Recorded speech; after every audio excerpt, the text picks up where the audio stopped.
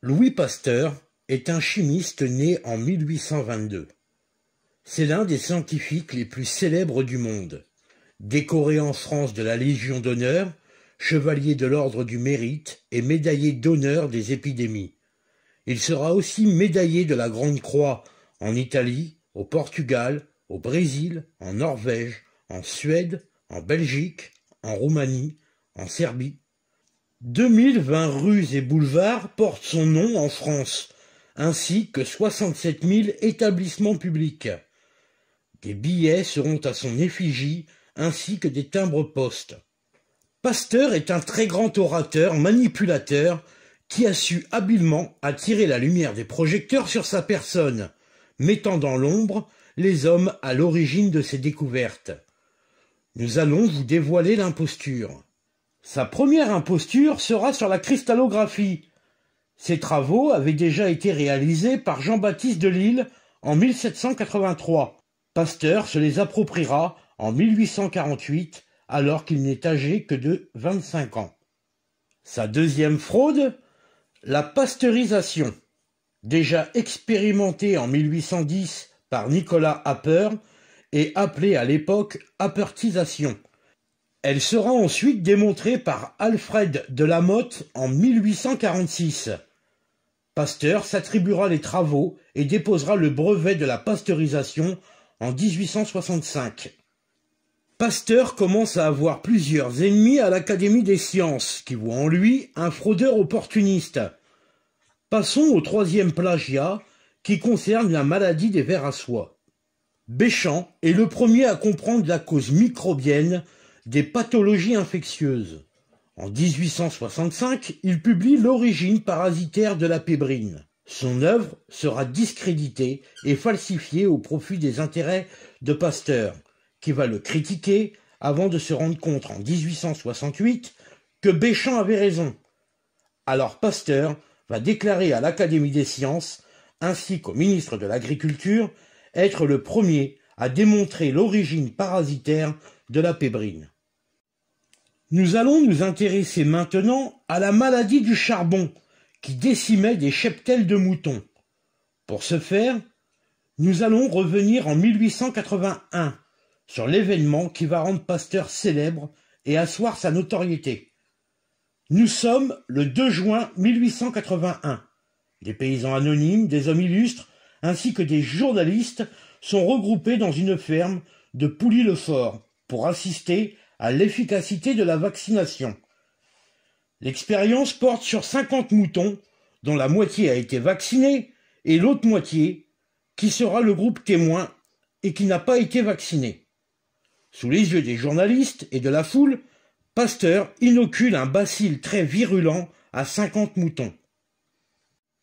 Comme Pasteur l'avait annoncé avant, les moutons vaccinés ne seront pas malades, tandis que le groupe témoin vont tous mourir.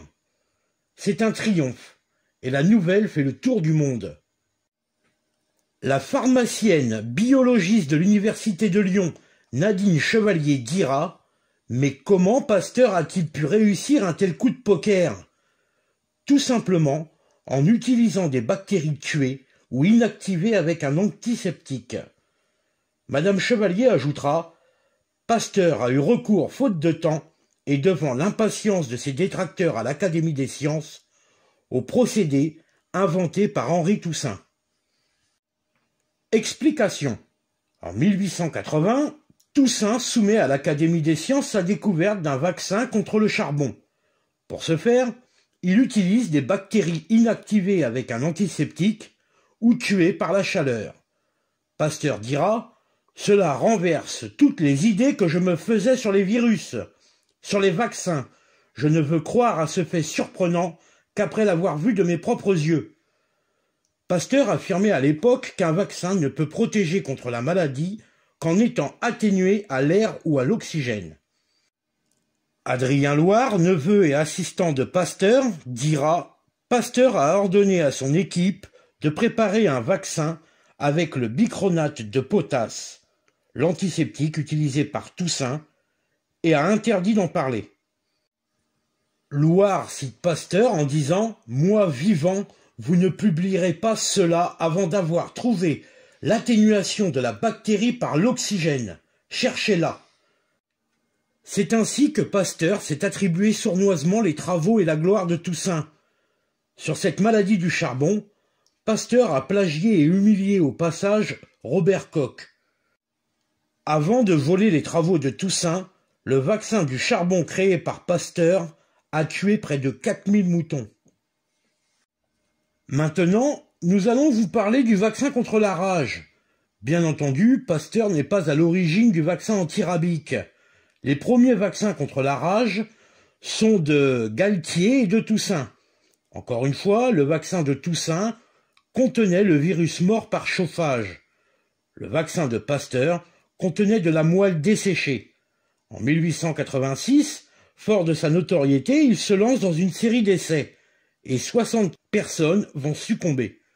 Certains de la rage ordinaire, et d'autres d'une nouvelle sorte de rage. Cette nouvelle sorte de rage sera appelée rage des laboratoires, et ce sera la seule véritable création de Pasteur. Pour pouvoir continuer ses essais, Pasteur fait croire, en falsifiant les chiffres, à un fort taux de mortalité dû à la rage, et que la découverte d'un vaccin était une priorité. Or, la rage humaine était un cas très rare. Mais en jouant sur la peur d'une pandémie, il devient le seul héros capable de sauver le monde. Aujourd'hui, les laboratoires qui fabriquent les vaccins utilisent le même procédé. En 1886, un enfant meurt suite au vaccin antirabique de Pasteur. Pasteur affirme que ce n'est pas de la rage. Suite au dépôt de plainte du père, un médecin légiste, Paul Brouardel, chargé de l'expertise, va avouer avoir falsifié ses résultats en faveur de Pasteur. Il dira, je cite, « Si je ne prends pas position en votre faveur, c'est un recul immédiat de 50 ans dans l'évolution de la science. Il faut éviter cela. » Un grand nombre d'historiens et de scientifiques comme le docteur Decour, Luttard, Raspail, Loire, Duclos et j'en passe, ont tous dénoncé et mis en lumière la supercherie. Le professeur Jean Bernard a dit, je cite, « Si dans la lutte contre le cancer on n'a pas avancé aussi vite que dans les autres domaines, c'est probablement parce qu'on est trop attaché aux théories de Pasteur. » Et les Français continuent d'idolâtrer cet imposteur. Comment aujourd'hui l'Académie des sciences peut encore se rendre complice d'une telle mascarade? Comment les grosses industries médicales peuvent-elles encore donner du crédit à cet homme? Notre santé est devenue une marchandise, un produit de consommation où les morts ne sont que des statistiques. Notre terre est devenue un laboratoire à ciel ouvert et nous sommes les cobayes de ces savants fous en quête de gloire et de prestige. Le plus ironique, c'est que nous finançons notre propre mort. Nous terminerons avec cette citation de Paracels. « Apprends, médecin, à ne tuer personne, sinon bêche la terre. »